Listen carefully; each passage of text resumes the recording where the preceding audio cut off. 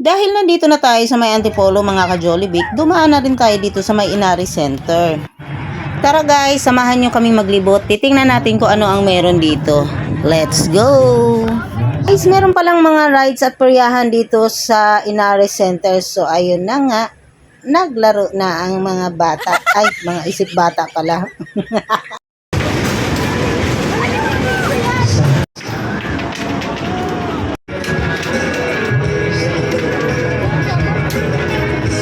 Pagkatapos naming mabudol dun sa peryahan guys, lumipat naman kami dito sa kanilang food sections.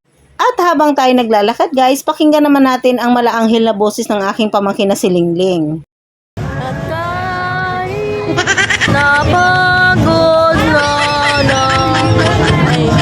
Hindi kayo magugutom guys kapag pumasyal kayo dito sa may Inari Center kasi marami silang mga tindang pagkain. Ang problema, bulsa nyo naman ang mabubukas.